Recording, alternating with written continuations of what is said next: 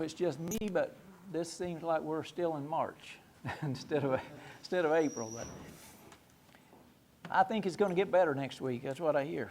At least warmer. And then we'll have to go to work probably, mowing, gardening, whatever. But at least it seems to me we haven't had as many storms really bad, at least not necessarily really bad storms as what we normally do. So maybe that's the silver lining in the cloud. I don't know. But it's no news to anybody that we live in a very dangerous and unpredictable world. A world of wars, rumors of wars, and terrorist attacks, and we find that a lot of them anymore, especially here, are even done by American citizens who've been radicalized, I guess they call it, by holy men and the mosque and things in this country. Yet we still continue to let those people from those countries come in. So I don't know what the message is there. But it seems that as America declines as a world power and a moral leader in the world, that evil and violence increase, exponentially. And I was thinking of a song that I guess it was popular in the 1960s. I think it was Dionne Warwick, but I'm not certain about that. It was, "What the world needs now is love, sweet love." And that's one thing there's just too little of. And it was very appropriate then. I think it would be even more appropriate now. And that's what I really wanted to talk about today was love and how important it is. In Matthew 24, where Christ was given the Olivet prophecy and talking about the end time things, he talked about wars and rumors of wars and troubles, and he said the love of many will wax cold. And I think maybe we're seeing that. Seems like we are for sure. At a time when the world desperately needs more love, not less love. And, love is not really a complicated thing. We all have love in our hearts, at least to one extent or another, and we know what love is. But let's turn to Matthew 22 and just read a little bit about it.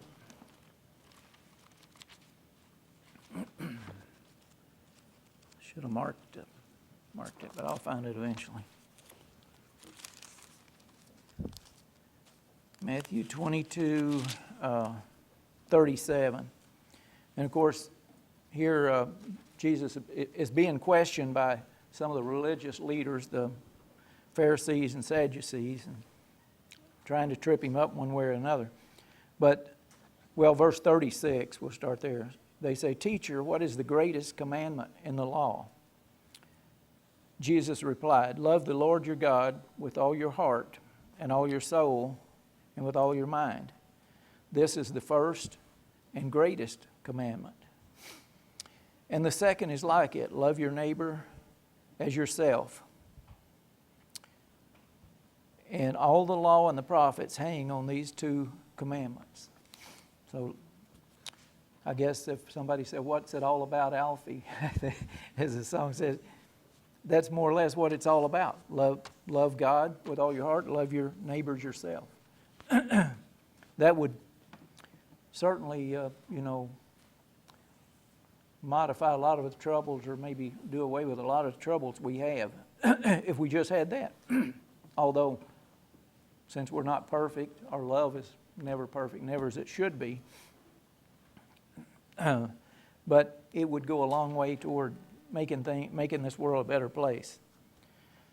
And sometimes we have trouble understanding some of the difficult and intricate scriptures, whether it's law or grace or Sabbath or first day of the week or something. Some of them things seem pretty easy to us, but I know there's a lot of trouble with things. But love is a concept that most anybody should be able to get. and understand it a little bit. Let's turn to 1 Corinthians 13. Has a lot to say about love there, I think.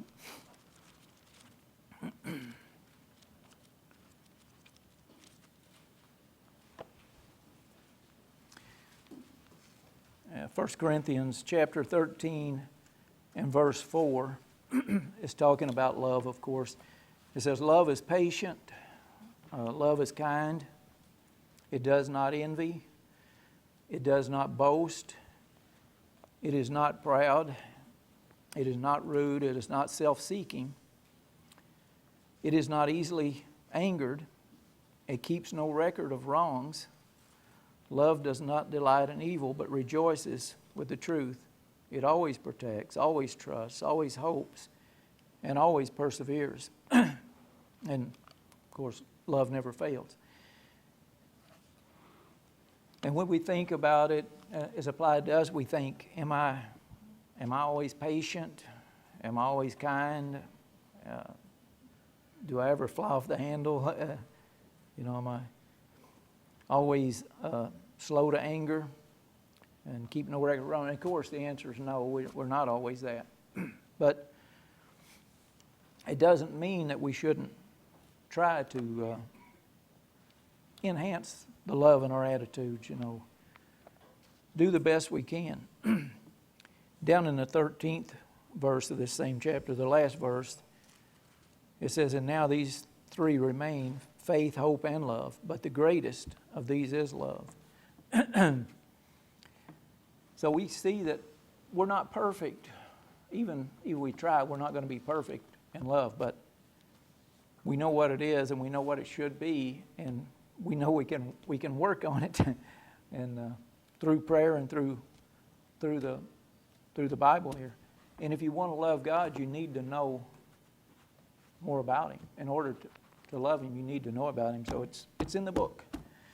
And just like we just read, we know that love is the greatest spiritual gift. And we're even instructed to love our enemies, even when they persecute us. And even when they don't ask us to love, they don't even say, I'm sorry. Sometimes love is pretty hard, Sometimes it's easy. Some love is easy. You can love your children, especially when they're little bitty. It's easy to love. And, with your children, it's always pretty easy in your family. But when you start getting outside of that, it gets more difficult, especially with your enemies. And, of course, again, Christ set the premier example when He was crucified. We don't need to turn there, I don't think. But Luke 23 is just one account, 34, when He prayed, God forgive them, they know not what they do. And they were in the act of doing it, And so He undoubtedly loved them. He didn't love what they were doing wrong, but they were deceived and thought they were doing God's work, I guess. And also Stephen, a disciple of Christ, exhibited that kind of love when he was stoned to death. In Acts 7:59, he was in the act of being stoned, and he much made the same prayer, God, forgive them, they know not what they do. Well, hopefully we won't have to face these kind of severe circumstances, but it is an example that just because, a person's doing wrong, they're your enemy, you need to remember that the world is deceived, and many people think they're doing right. And since we do live in a world of imperfect people, which includes us, it's almost certain that we're going to offend people unintentionally. We're going to offend, and we're going to be offended. So, so we need a loving spirit. It makes it much easier to forgive and forget when we are offended, and we do offend people. And so we need to cultivate a loving spirit, I would say. Love can sort of act like a circuit breaker when you think of electricity. When somebody's giving you a real hard time, you can fly right back in their face and back and forth and back and forth, and it'll go on and on. It won't be settled. But I think it says in Proverbs 15:1 that a gentle answer will turn away wrath.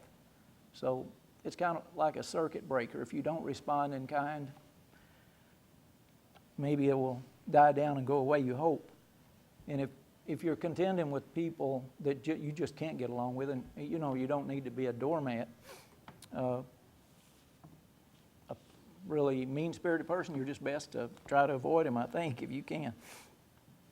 And also in 1 Peter chapter 4, verse 8,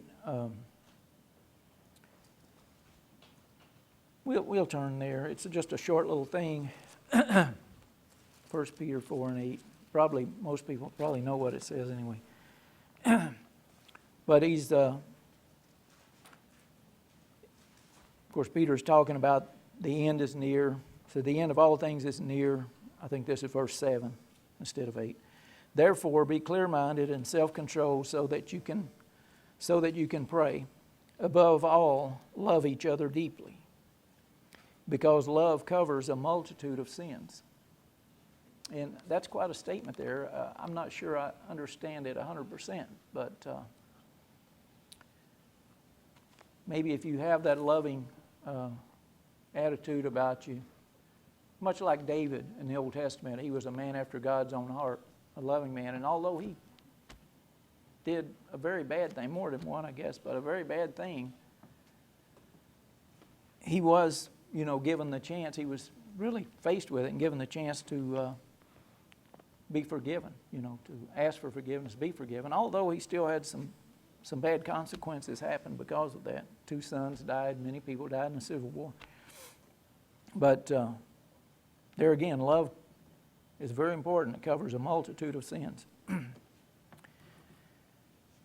And like I said earlier, we all have love in our hearts to one degree or another, and we understand love to one degree or another. We understand what love is. We can read about it. We understand. But we probably underestimate its importance. And we all need more love in our hearts. And one thing I've heard, I don't know where I heard this or who said it, but it's probably been said by several people, who knows. But they say that love is one thing that the more you give it away, the more you have. So exercise, I guess. Exercise that loving attitude. Thank you very much. Today's sermon is faith, how to strengthen it. You don't have to turn to these verses, but I'll cover these real quickly. Faith is believing what is true. You have to believe, you have to be convinced that what God says is true, and that you can put your hopes in God. Hebrews 11:1, this is the King James Version. Now faith is the substance of things hoped for evidence of things not seen. The NIV, now faith is being sure of what we hope for and certain of what we do not see. Hebrews 11, faith makes us certain of realities we do not see. Now those are all translations of Hebrews 11:1, what faith is. It's one of the building blocks of our worship of the true God. So when Christ said, he said this in Luke 18:8, when the Son of Man comes, will he find faith on the earth? That's a rhetorical question, which implies that there will be no faith when Christ comes back. That means that if we look to the future, before God has to send Christ back to save mankind from himself, the world will have lost faith in the deity. They will have lost faith in God. I can actually see that now more and more as I look at curriculums and school systems. They're teaching people to believe only in human philosophies and science. As I told somebody, science, true science is a wonderful thing, It shows God's great creation. But all science will give you is a bigger bomb.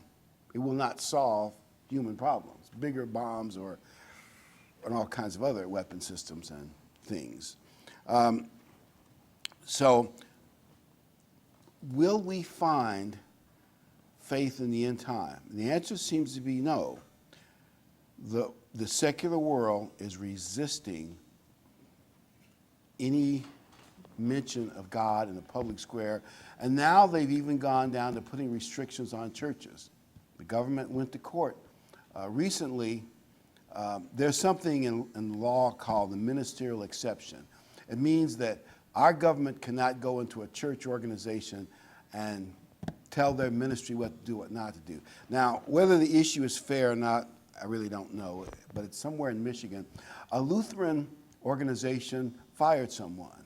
Well, she got a lawyer, went to the government, and our government has gone to the federal system to say, but they took a broader brush, not just a specific case.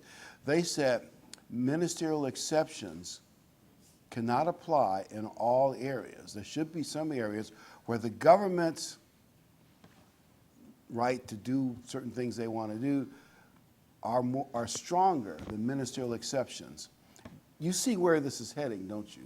Not only do they want to restrict Christianity in the public square, like if you were to bring a book like this to a public school, you get fired. That's actually happened to somebody, by the way, so we all know that to be true. Now they want to restrict what people can even say inside churches. And they're going to start encroaching on that. I don't know how, so far the courts have not kicked out ministerial exception yet. So if that makes you feel better. But you see the direction it's moving in. But they have told certain large religious organizations like the Catholic Church and some others that for their employees, they will have to violate some of their religious canons regarding abortion and birth control. Some of that's still in the court, but basically my understanding is the government has made a compromise. Well, you don't have to do it yourself. You can pay somebody else to do the stuff that's against your canon. But it's the same thing, like telling a rabbi, well, you don't have to serve pork at your big meeting. You can pay your vendor to serve the pork, your food vendor. You see what I'm saying? So building faith is going to be harder in this world. Evolution is a big part of it. Evolution, by the way, philosophically came along at the same time as Marxism. They come from the same root of evil. Evolution basically tells you everything's an accident. Because the complexity of anything, you look at the human eye. By the way, if you want some really good information on evolution, our son on our website, icg.area4.com, scroll down to Science versus Religion and Conflict and listen to the audio. And my son does a great job on information that had to be put into our system by genetics, like on and off kind of switches. And that's what most programming really is, that makes you what you are. They already know that. Based on changing your genes, you could grow up to be, a tall, handsome young man or a whale. I mean, literally just changing the, and there's no way to explain that. And it's so complex. Just couldn't happen by accident. No way. But the world does believe in evolution, and they push it hard. And I think many of the intellectuals push it hard because they want to undermine any faith in God. And based on what Christ said, they will succeed to a great extent before the new age of Jesus Christ comes in, right near the end of this age. They're going to succeed. Let's go to Romans 10. Let's look at a few things that I want to emphasize today. Just a few things we'll talk about today. Romans 10, we're going to pick it up in verse 5.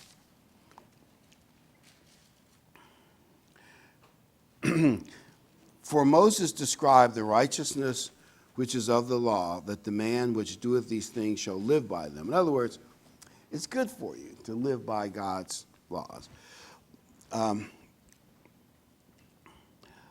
But the righteousness which is of faith speaks on this wise. Say not in your heart, who shall ascend into heaven, that is, to bring Christ down from above, or who shall descend in the depth, to bring Christ up from the dead. But say it, the word is near you, even in your mouth and in your heart.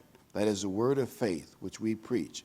That if you shall confess with your mouth the Lord Jesus Christ, and shall believe in your heart that God hath raised him from the dead, thou shalt be saved. I think Paul is saying you're confessing it, you're verbally speaking it, builds your faith. Because if you tell people around you, and I know they do not want to hear the name Jesus Christ, that's one of the problems in the world. They've even, from what I was read, and at least I saw an example of it, even chaplains in our military are told not to use the name Jesus Christ, even though they're Christian chaplains, that are ordained. If you confess Jesus Christ orally and tell people, it will strengthen your faith. Strengthen your faith.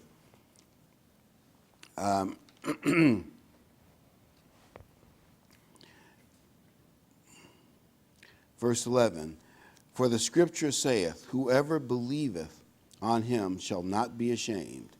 We have to not be ashamed of Jesus Christ. It will become more unpopular to be a Christian, to really believe in Christ, more unpopular. For there is no difference between the Jew and the Greek, for the same Lord over all is rich unto all and calls upon him.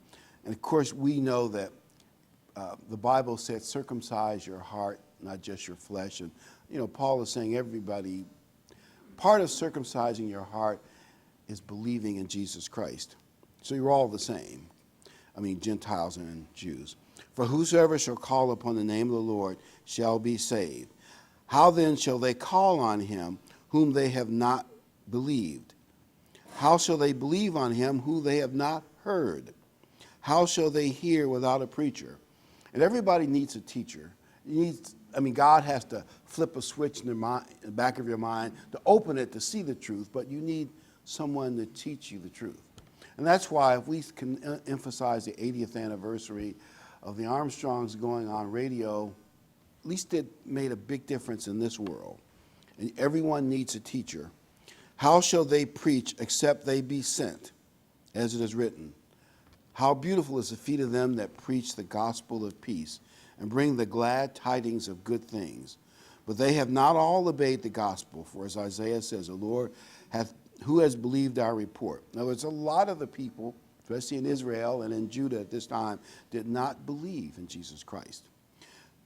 So then faith comes by hearing, and hearing the word of God. Now in those days, they didn't have printed Bibles, they had scrolls, and they'd have to go to the synagogue to hear the word of God read on a regular basis. But if we hear the Bible, if we read the Bible, and of course a lot of what they did, they would read the scrolls out loud, but reading the Bible out loud is not bad either. But if you read it, I call it Bible time. You want more faith? Have a reasonable amount of Bible time. Some days you can do more than others. Some days are harder.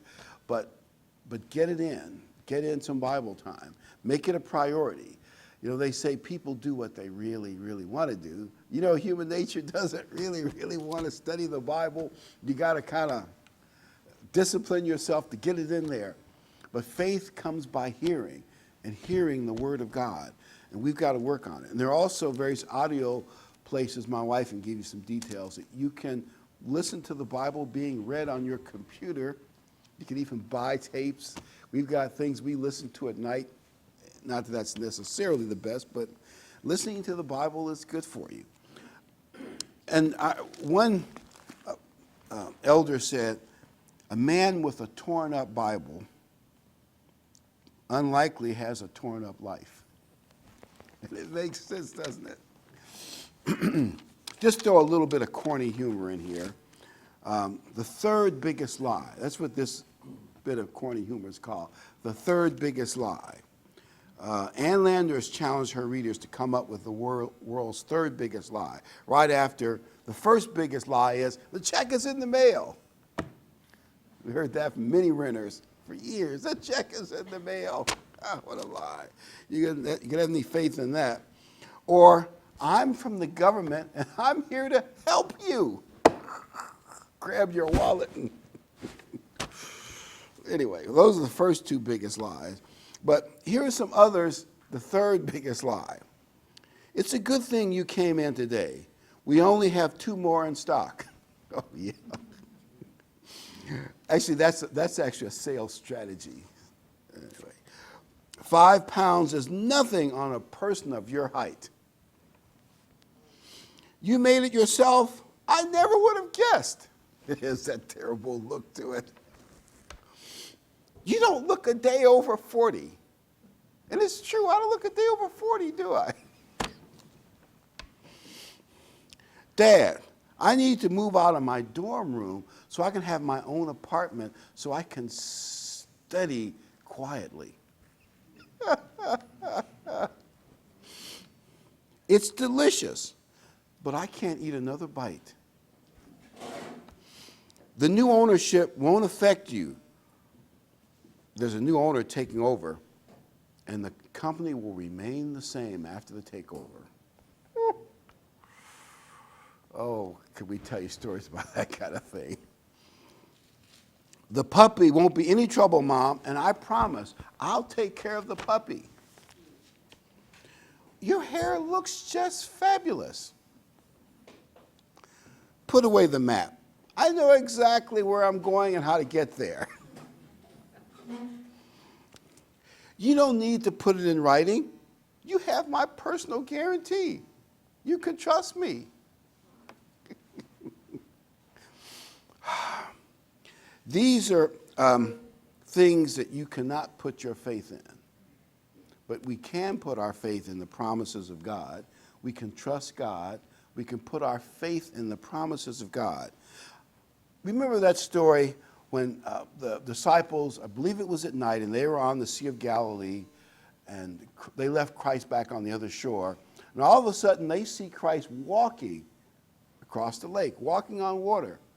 And they're all flabbergasted. First, it scared them. And Peter, being the bold young man he was, he said, Lord, tell me to come out there. I'd like to walk on water too. And Christ said, you can do it. Come on. And Peter climbed out of the boat and he started walking on water. You know, it was just quite something.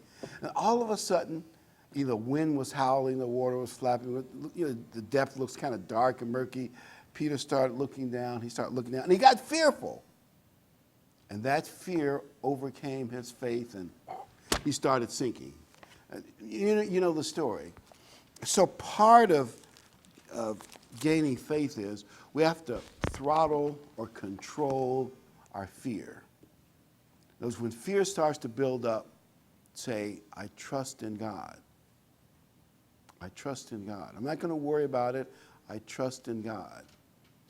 Whatever happens, God will make it work out.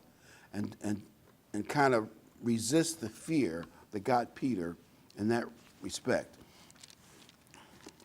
I want to go to James. This is a very familiar verse, but it's one that you just have to mention briefly. James 2. James is talking about strengthening your faith and what is real faith.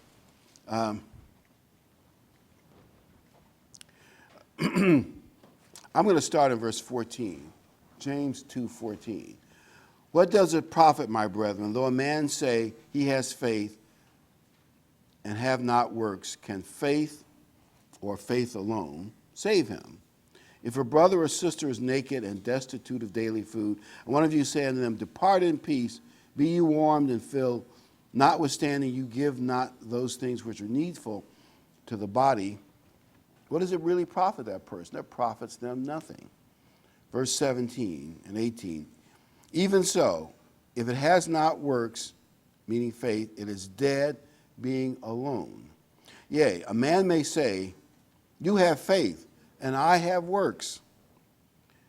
James says, show me your faith without your works, and I'll show you my faith by my works. You want to strengthen your faith? Do something. You know, maybe you're under pressure to do something you shouldn't do. Do the right thing. Trust in God. Every time you do something that supports what God wants you to do, you're strengthening your faith. Do something. Show your faith by what you do. Do you believe it? Then people should see it in what you do. Words are easy. And, a lot of people, they talk with great confidence, but they don't really do anything. You can't count on them. Do something. And that shows your faith. 2 Peter 1, just back, it's James, Peter, and John, just back a book or so. 2 Peter 1, verse 4. And Peter writes, and this is Peter's last letter. He's an older man, so what he says is very poignant and meaningful. 2 Peter 1, 4. Whereby are given unto us exceedingly great and precious promises, that by these you might be partakers of the divine nature. Think about how awesome that is. If we stick with it, and I know we look so carnal now, and it's hard to believe, but the Bible says we're learning to be a little more godly now, and when we're born into God's family, we will partake of the divine nature. There's not a greater gift that you could get. Partake of the divine nature. We should have faith in that promise. It's unlike the check is in the mail. This is a promise you can count on. We just have to have faith. No matter what pressures we're under, maybe your boss is hassling you, your cousin is hassling you, friends are hassling you, stay true. Partakers of divine nature, having escaped the corruption that is in the world through lust. And besides this, giving all diligence to add to your faith. So it's kind of like building blocks. You got faith, let's build on top of that. Add to your faith virtue. Now this word virtue, when you look it up, it'll be a little confusing, but when you look up the word virtue, it's arba, but basically it means macho or masculine. You can say, when you go through the various roots that it comes from in the original language, you can say, wow, what does that mean? One scholar, but I believe he's right, he said a better word for this would be courage or valor. He thinks valor is really what Peter means. He's not saying be macho. He's really saying have valor. And that fits what we read earlier, too. And it fits like in the book of Revelation, at the very end, when Christ lists all the people that will not be in the kingdom, those who don't have courage and faith are listed there, with the evil people. So you got to have some courage, valor, stand up, speak up appropriately. I'm not saying offend everybody, but when the appropriate time comes, stand up and speak up for the truth and follow it. Have valor, because that's really what the word means. Even though technically it means macho, but I think or masculine, I think it really means valor. Not that virtue is bad, but I think that's a better, more exact meaning. Have valor, and to valor knowledge. Knowledge means we understand God. We understand the Bible. As Mr. Hill was saying, the more we understand God, the more we can understand God's love, can feel what God wants us to do. The only way is we have to get to know the Bible. We have to, by the way, you can prove the Bible's inspired. Look at books like Daniel.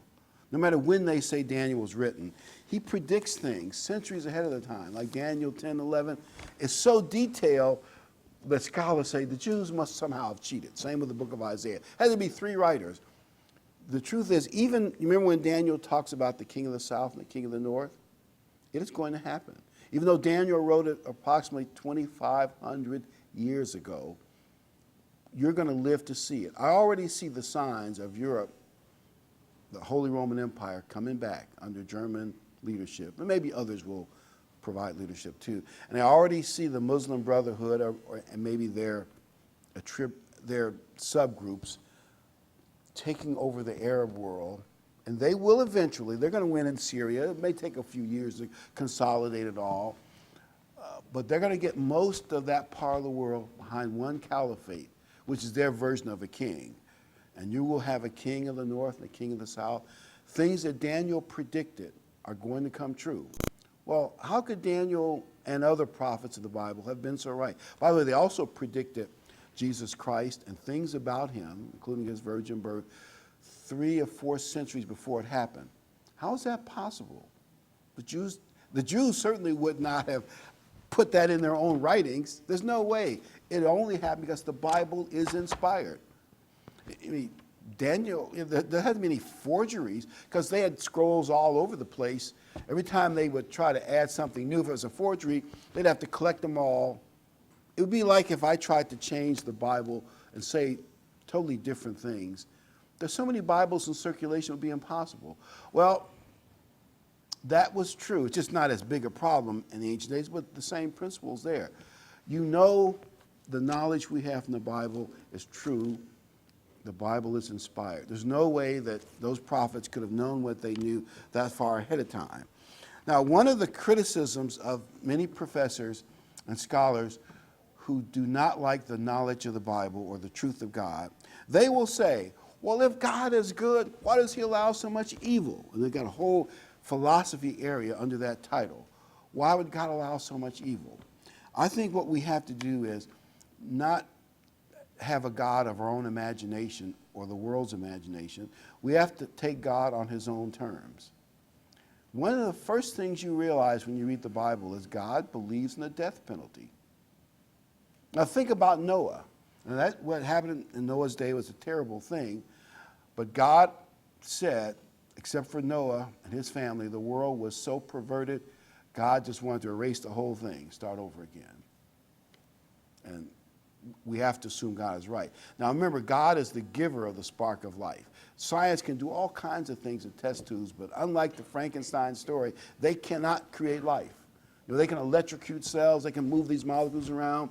I mean, they do great things in moving molecules around and creating hybrids, and I'm giving science its credit, but they cannot turn dead protein. They can get all the right proteins, they can't make it come to life. God controls the spark of life, and God can give it and he can take it. Now, what about the people that died in Noah's flood?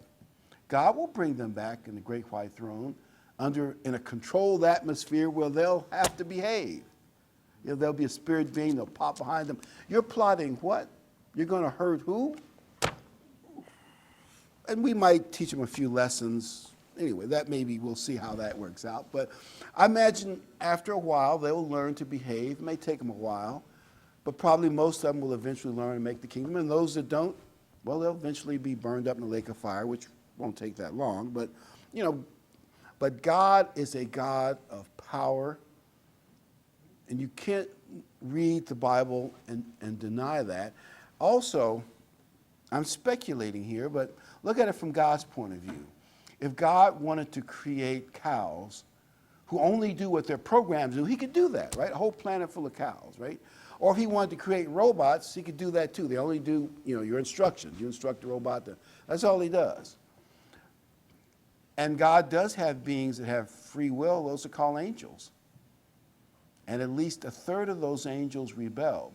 Now, I'm looking at it from God's perspective, and I'm speculating a little bit, but probably when earth was being prepared for mankind and ultimately being in God's family, maybe Satan looked at those plans, or maybe other reasons.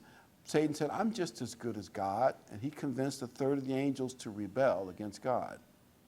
God is not going to have that in the future. So one way to avoid that is to test us, to teach us, to prove to us that the evil ways of Satan do not work. The one thing, man, let's say somebody lives in this world with all the mess and all the stuff, then they're resurrected in the great white throne judgment, and then they're taught real accurate history, and they compare it with what they experienced, and they will say, it's certainly true. Man's ways and the ways of the devil do not work. I saw the poverty and the evil. I even participate in a little bit of evil. You know, they'll say it. They'll know it. In other words, God is not like a grandfather in heaven, and we're supposed to be in a little cream puff world where nothing goes wrong. I mean, maybe that would be nice, but if you look at the Bible, there's no way you can say that, right? And God has allowed the devil to be here to try us. I mean, he allowed the devil to go to Adam and Eve. I mean, obviously God could have stopped a lot of things. So when those scholars say, how could a good God allow evil, they just don't understand the real God of the Bible. We have to look at the real God, not our imaginary God of a goody-goody two-shoe. Maybe that's not quite the term I mean, but I think you understand what I'm saying. This is a rough, tough world we live in. We're going to learn some rough, tough lessons, and that clearly is in the Bible. There's no other way you can get around it. But we will have to learn certain lessons and learn to be humble, accept God's greatness, or we're not going to be in God's family. It's really that simple. 1 Peter 1, verse 6 and 7, and to knowledge, temperance. Temperance means self-control. We're going to have to learn to control ourselves. Certain things you just can't do. People, oh, you don't have to do anything to be in God's kingdom. Well, that's not really true. You're going to have to not do certain things. I mean, you can slip up and repent as needed, but you got to be, sincere in your repentance. And to temperance, that's self-control, patience. And to patience, godliness. Godliness means you got to learn to behave better. Verse 7, and to godliness, brotherly kindness. And to brotherly kindness, charity. Verse 7. Let me switch it a little bit. Another way of looking at brotherly kindness and charity is what we do with our mouth. If you spend all your time in vicious gossip, attacking your fellow Christian, is that really brotherly kindness? Chop them down. And it's easier to do that than to physically attack them because you might get hurt. Or, let's say if I were a false prophet, I would come to you, and of course false prophets are often deceived too, they don't know they're deceived. I would come to you with evil gossip, exaggerated to the great extent, about leaders who teach the truth, because I want to disconnect you so I can lead you astray. And I'll attack him with gossip. And some of it could be true. Nobody's perfect. But their goal is an evil attack, not Christian charity. And in Matthew 25, when people said, when did we see you, Christ, destitute and didn't help you and weren't kind to you? Christ said, when you saw the least of these and you refused to help them, that's your refusal to help me, because we're part of Christ's family. So the time to show kindness to each other is now. I mean, in the age that we live in now. Because someday Christ will ask, well, were you supportive of other people when they needed some encouragement? Were you willing to give charitably to whatever God, whatever we think is appropriate? At some point, you need to be able to say, yes, I did help out. Verse 8, 2 Peter 1. For if these things be in you and abound, they make you that you shall neither be barren nor unfruitful in the knowledge of our Lord Jesus Christ. In other words, you're going to be really growing in faith.